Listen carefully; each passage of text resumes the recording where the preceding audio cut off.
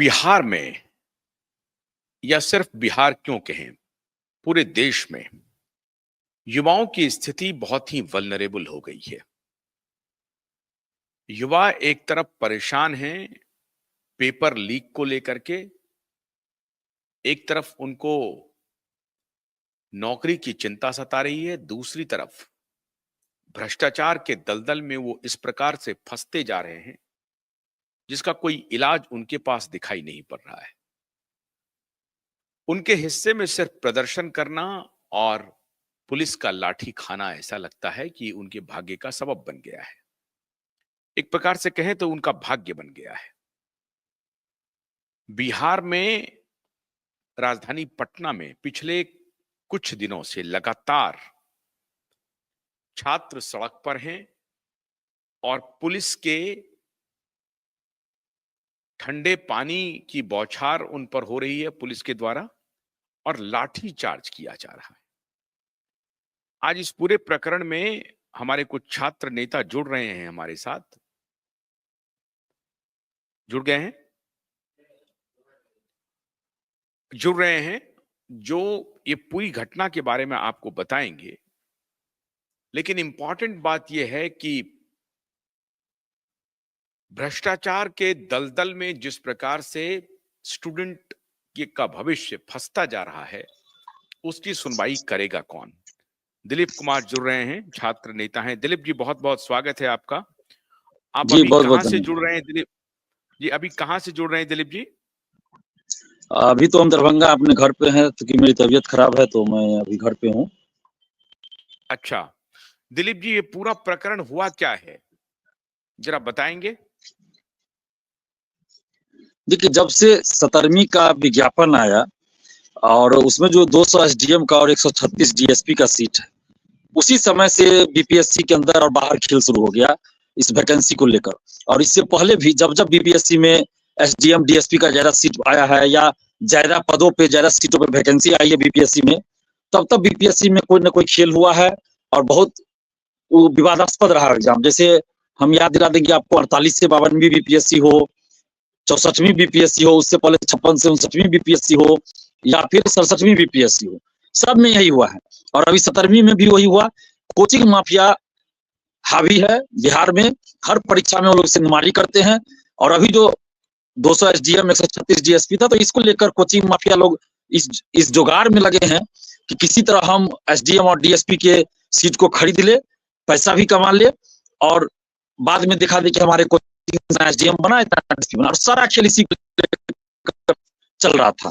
और अब देखिएगा, नॉर्मलाइजेशन की बात हुई पहले कि नॉर्मलाइजेशन लाया जाएगा, अलग अलग सेट में क्वेश्चन दिया जाएगा, मल्टीपल सेट में नहीं, सभी अभ्यर्थी एक समान क्वेश्चन नहीं रहेगा, अलग अलग रहेगा। तो उसका हम लोगों ने विरोध किया, 6 दिसंबर को आंदोलन किए। तो उस समय हमें अरेस्ट करके जेल भेजा गया और नोटिस आया, डिमांड पूरा कर दिया गया रात में, और उसी समय हमें अरेस्ट भी किया गया और जेल भेजा गया। हम 12 तारीख को जेल से आए ही हैं और 13 तारीख को एग्जाम थी। और उसके बाद देखिए, बापू परीक्षा परिसर केंद्र जो पटना में है और एशिया का सबसे बड़ा परीक्षा केंद्र कहा जा रहा है, तो वहां पे गड़बड़ी ये हुई कि बहुत से स्टूडेंट्स को क्वेश्चन ही नहीं मिला। 12 बजे से एग्जाम शुरू है, 2 बजे तक एग्जाम होनी थी, 1 बजे तक क्वेश्चन नहीं मिला किसी को, 12:40 तक, 12:45 तक, 12:30 तक क्वेश्चन ही नहीं मिला। तो वैसे अभी क्या करेंगे, चुपचाप तो बैठे नहीं रहेंगे। और 11 बजे तक एंट्री करनी है, 11 बज के 1 मिनट भी हो जाएगा तो एंट्री बंद हो जाएगा, किसी भी स्थिति में एंट्री नहीं दिया गया। लेकिन आप यहाँ 1 घंटा तक क्वेश्चन नहीं दिए तो स्टूडेंट क्या करेंगे। तो उसके बाद स्टूडेंट्स बाहर निकल गए और बाहर में क्वेश्चन भी दिखा रहे थे स्टूडेंट लोग। अब ये क्वेश्चन कहाँ से आया उनके पास, ये तो मैं भी नहीं जानता। लेकिन बाद में ऐसा हुआ कि दूसरे रूम में जो एग्जाम दे रहे थे स्टूडेंट्स, उन लोगों का क्वेश्चन लेकर लोग बाहर निकल गए कि जब हम लोग को क्वेश्चन ही मिला तो दूसरे में एग्जाम कैसे दिया जाएगा। जैसा कि अभ्यर्थी लोग बता रहे हैं, तो क्वेश्चन लेकर भी कुछ अभ्यर्थियों का ये लोग बाहर निकल गए थे शायद, या फिर लेट से क्वेश्चन मिला तो इसके चलते वो बहिष्कार क्वेश्चन सहित बाहर निकल गए।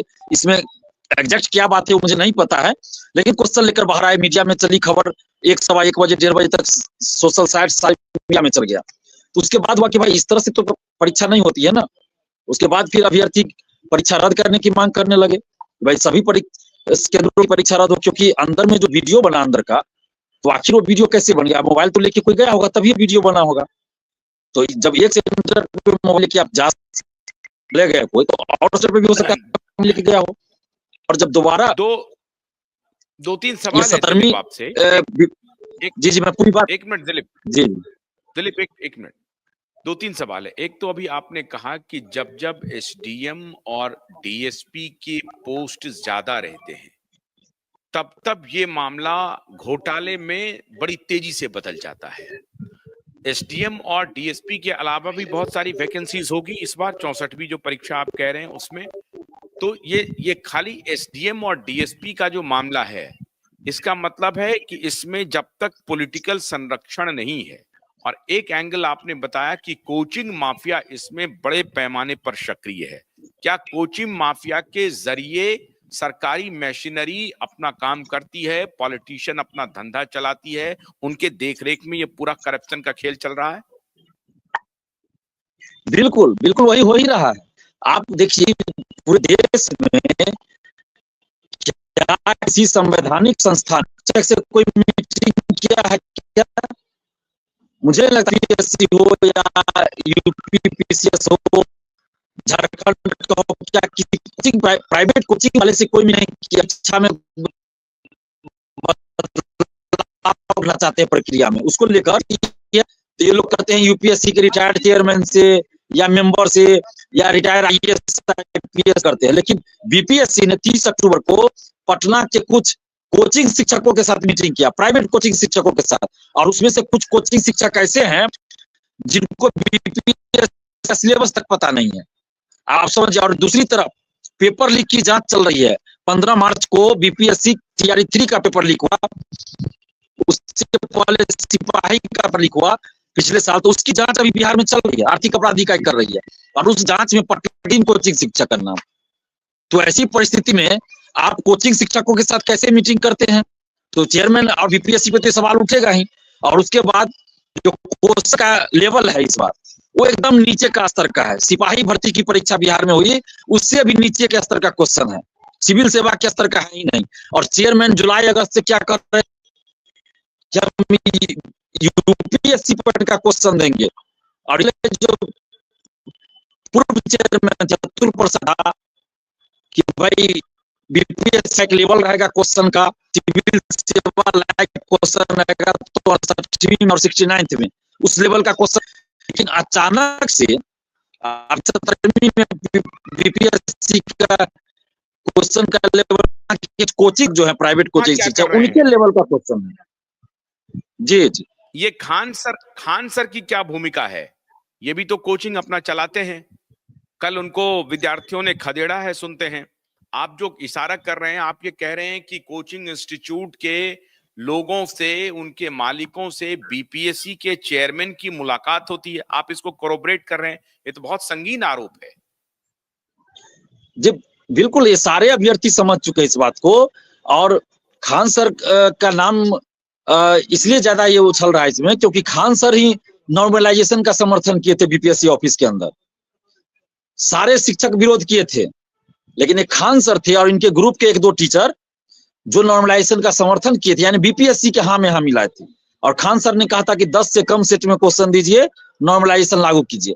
और जब नॉर्मलाइजेशन के विरोध में हम लोग आंदोलन करते हैं, तो जब सब कुछ लग जाता है कि अब नोटिफिकेशन आना है कि नॉर्मलाइजेशन लागू नहीं होगा, तब आके आंदोलन में कूद जाते हैं, मीडियाबाजी करते हैं, अपना क्रेडिट लेने के लिए, श्रेय लेने के लिए नौटंकी करते हैं और झूठी खबर चलाते हैं कि खान सर गिरफ्तार हो गए।